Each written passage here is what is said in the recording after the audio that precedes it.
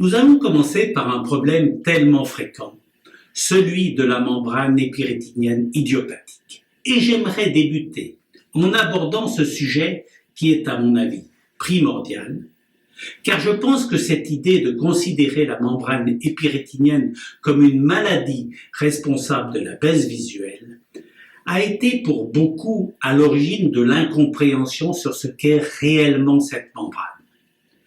D'ailleurs, les feuilles de consentement éclairé du SNOF, affaire signée par le malade, individualisent bien la membrane épirétinienne comme une maladie, au même titre que la cataracte. On a envie de dire au malade, vous avez une baisse visuelle due à une membrane épirétinienne, il faut vous l'enlever, comme on le dirait pour une cataracte. C'est vrai que les métamorphopsies sont dues au plissement rétinien provoqué par la membrane.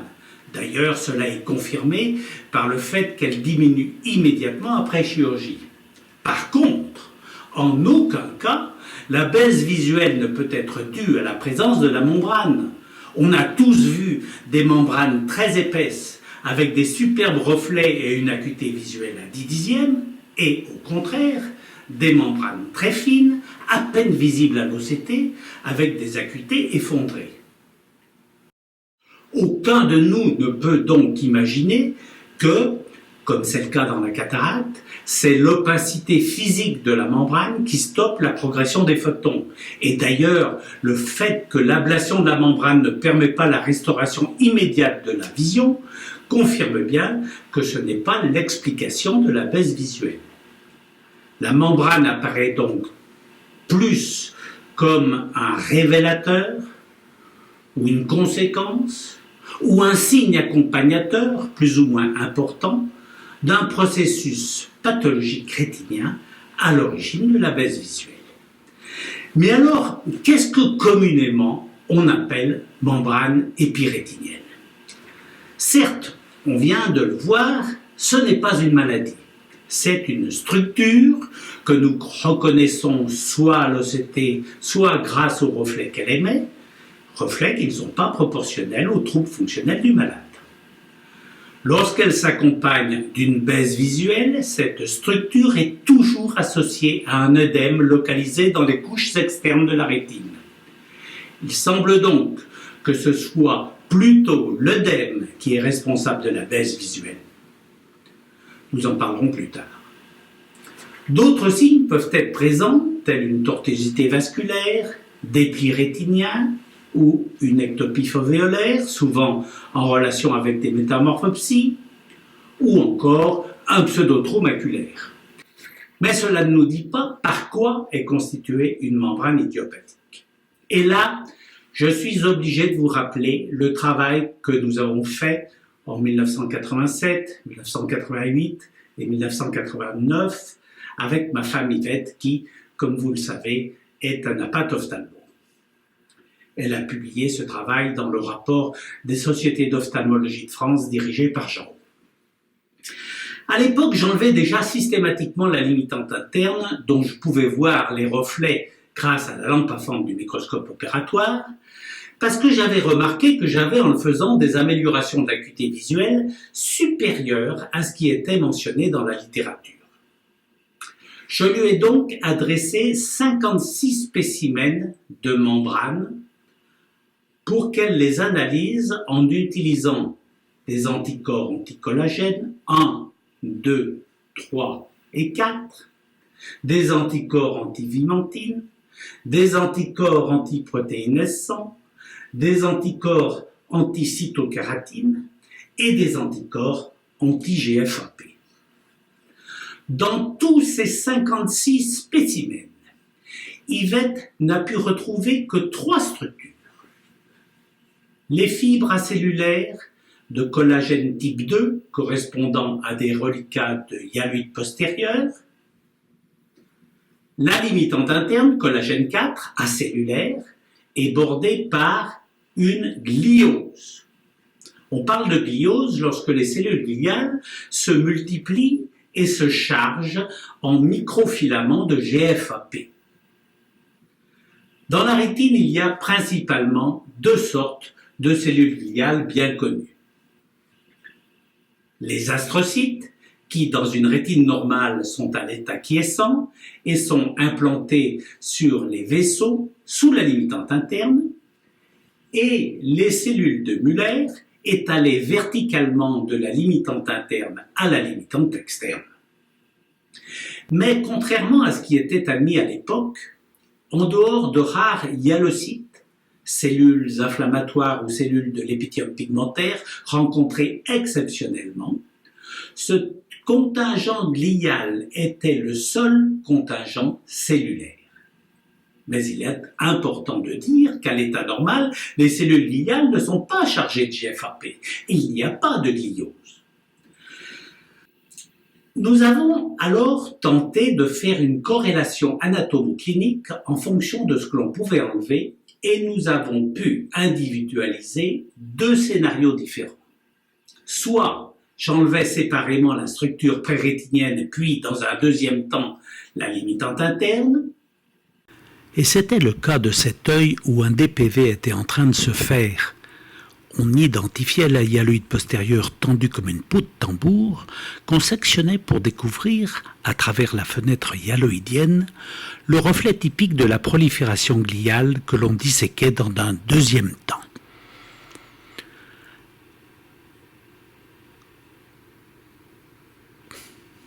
La première structure présentait les caractéristiques d'une hyaloïde postérieure normale, en microscopie à balayage, comme en immunohistochimie, GFAP négatif et collagène 2 positif. La deuxième structure était une limitante interne modifiée par une prolifération gliale, collagène 2 presque négatif, car quelques fibres hyaloïdiennes avaient dû rester adhérentes, et GFAP positif. Soit j'enlevais les deux structures en même temps. Et c'était le cas de cet œil où l'on tentait de créer un plan de clivage avec une aiguille recourbée avant de séparer la membrane avec un crochet mousse,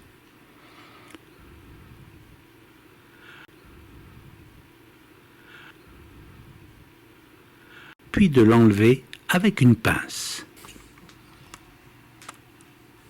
Le spécimen était analysé. Sur l'une de ces faces, on identifiait clairement l'aspect tout à fait typique d'une hyaloïde postérieure normale,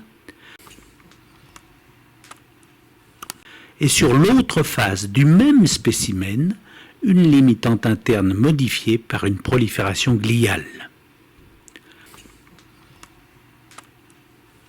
Les deux spécifications immunohistochimiques, collagène 2 et GFAP, étaient retrouvées car les deux structures étaient si adhérentes l'une à l'autre qu'elles avaient été enlevées en même temps. La membrane idiopathique n'est donc pas un processus prolifératif fait de cellules étrangères à l'interface vitréo-rétinien s'étalant sur la surface rétinienne. Elle est tout au contraire une structure composée ni plus ni moins que d'un mélange de hyaloïde postérieure et de gliose rétinienne au contact de la limitante interne. Une confirmation peut être donnée par l'opportunité unique qu'a eu Yvette d'examiner un œil éviscéré pour un problème de segment antérieur et qui présentait une membrane épirétinienne. À la coloration standard HES, on voit de nombreux éléments cellulaires recouvrant la surface rétinienne et donnant l'impression d'une membrane composée de cellules étrangères à la rétine. Cependant, la coloration GFAP révèle que toute cette prolifération cellulaire est composée exclusivement d'une gliose rétinienne issue des couches internes de la rétine. La prolifération gliale, lorsqu'elle pénètre dans les fibres hyaloïdiennes, change la structure de leur agencement, ce qui émet des reflets perçus par l'observateur, comme ce qui se passe lorsque les lamelles cornéennes sont gonflées par un édème. La configuration et l'importance des reflets que l'on va percevoir au biomicroscope va donc dépendre de l'importance respective des fibres hyaloïdiennes et de la prolifération gliale. Plus il y a de fibres et de prolifération gliale, plus la membrane enverra des reflets. À l'opposé, s'il n'y a pas de fibres et pas de prolifération gliale, il y aura un aspect d'œdème pur. En pratique, plusieurs conditions de survenue peuvent être individualisées. La première est celle où il n'y a pas de DPV, lorsque survient le stimulus initiateur de la gliose.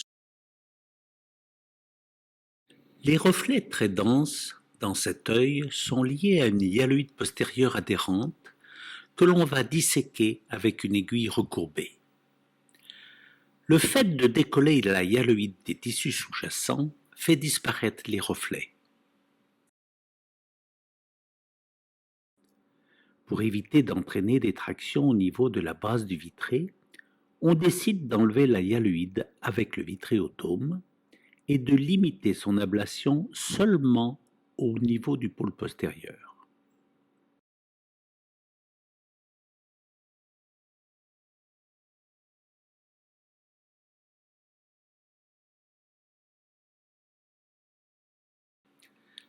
L'injection d'ILM Blue qui s'ensuit va nous permettre de voir que l'ablation de la hyaloïde postérieure a engendré une déchirure de la limitante interne.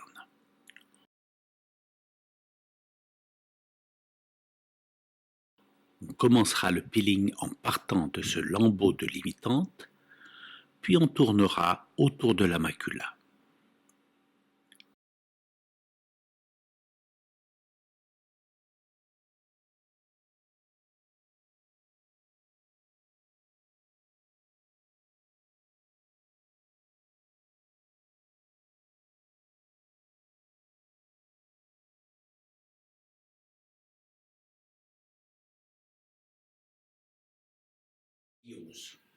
On peut y rattacher le cas où il y a eu un DPV, mais avec un vitréoschisis. Dans ce cas où l'on mange en premier la hyaloïde postérieure avec l'anneau prépapillaire,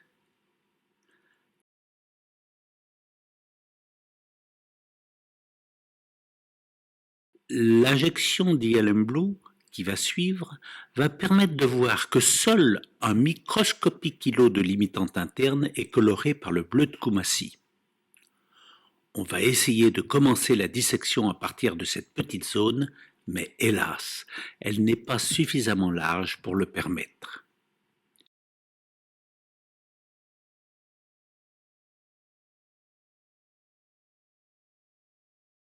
Et l'on confirme par les essais de dissection à la pince qui s'ensuivent que le reste du pôle postérieur est bien recouvert par des fibres hyaloïdiennes accrochées à la prolifération astrocytaire sous-jacente, sans plan de clivage bien marqué.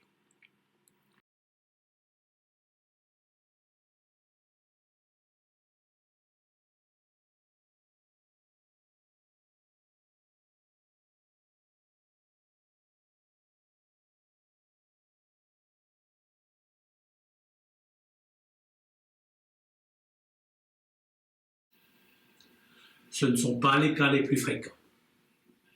Dans les deux cas, les fibres de collagène sont très abondantes.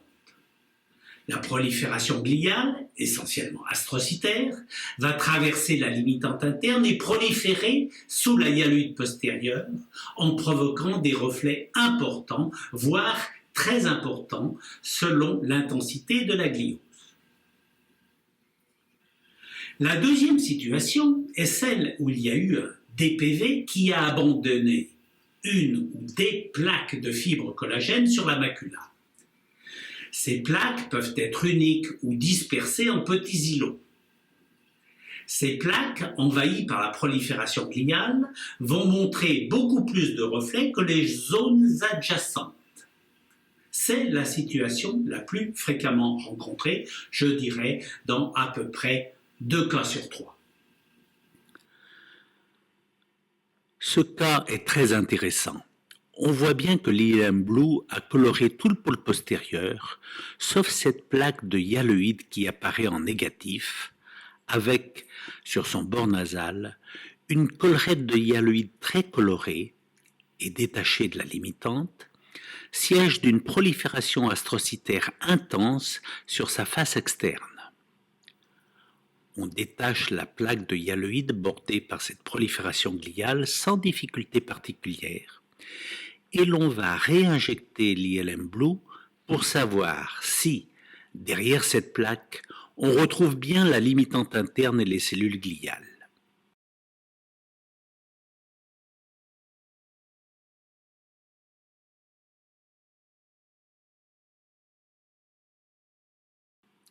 Certes, la zone qui nous intéresse est moins colorée que le reste, qui a reçu 2 colorations successives, mais, comme on peut le prouver lors de la dissection, elle est bien recouverte par de la limitante interne en continuité avec la limitante adjacente et mélangée avec une prolifération gliale.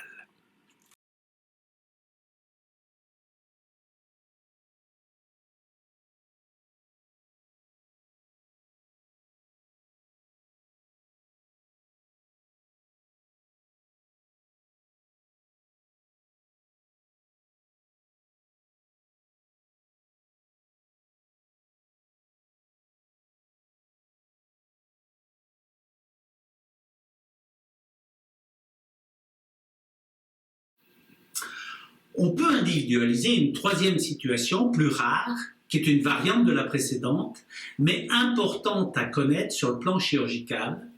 C'est celle où la prolifération gliale est tellement forte qu'elle dépasse largement la plaque et s'étend de façon centrifuge vers les arcades temporales en recouvrant la limitante interne. C'est le cas de cet œil précédemment cité, éviscéré pour un problème de segment antérieur, où l'on voit bien que la gliose rétinienne située juste en dessous de la limitante interne a franchi la limitante, s'est étalée sous et sur la plaque hyaloïdienne adhérente et a proliféré au-dessus de la limitante de façon centrifuge. Cette situation est importante à connaître car la prolifération a les mêmes propriétés de coloration que la membrane. Cela peut induire le chirurgien à penser qu'il a enlevé la limitante interne quand en réalité il n'a enlevé que la gliose prérétinienne. C'était le cas pour ce malade où une première structure teintée par l'ILM Blue et centrée par une plaque de hyaloïde simulait tout à fait l'image que peut donner une limitante interne autour d'une plaque centrale. En fait, une réinjection d'ILM Blue permet de mettre en évidence que la limitante interne n'avait pas été enlevée et que la première membrane était bien une plaque prérétinienne de prolifération astrocytaire. La quatrième situation est celle où le décollement du vitré s'est produit en laissant très peu ou pas de fibres sur la surface rétinienne. La gliose ne va donc émettre que de très faibles reflets cellophane et on aura un aspect OCT et biomicroscopique très similaire à celui d'un œdème maculaire. En fait, la différence entre une membrane épirétinienne idiopathique et un œdème maculaire ne tient qu'à la présence ou l'absence de cortex hyaloïdien adhérent. Excepté les petits reflets que l'on voit vers les vaisseaux temporaux et que l'on va enlever en même temps que la limitante interne au cours du rhexis, rien ne peut séparer ce cas d'un œdème maculaire pur.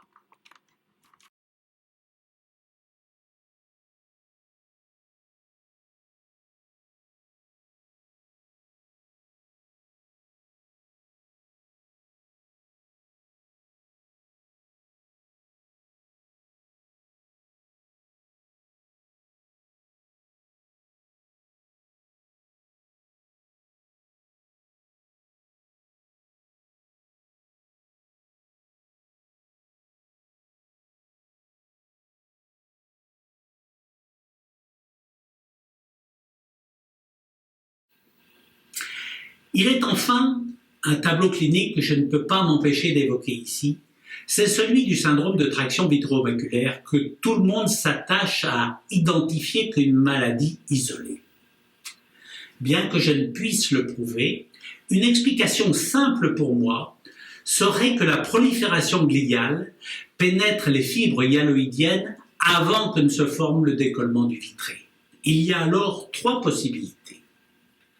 Soit les tractions exercées par le mouvement du vitré déchirent la hyaloïde autour de l'attache gliale et on en revient alors à la situation 2 avec une ou des membranes épirétiniennes en plaques. Cela permet d'expliquer pourquoi il y a tant de configurations en plaques. Il paraît en effet plus probable qu'un DPV normal abandonne des plaques maculaires dans 80% des cas. Soit les tractions exercées par les mouvements du vitré arrachent la plaque de vitré et la limitante interne correspondante, et on serait dans le cas de ces guérisons spontanées des syndromes de traction, avec non seulement la cessation de la traction, mais aussi une amélioration visuelle liée à l'ablation de la limitante interne. Soit la croche rétinienne de la traction hyaloïdienne tient bon, et alors apparaît un syndrome de traction vitréomaculaire. Tout paraît donc beaucoup plus clair maintenant, mais il reste à comprendre d'une part quel est le stimulus qui engendre cette prolifération gliale, essentiellement astrocytaire, qui pénètre dans les fibres de la hyaloïde, et d'autre part pourquoi l'ablation de la limitante interne est tellement bénéfique dans la récupération visuelle. C'est ce que nous allons voir dans le chapitre suivant.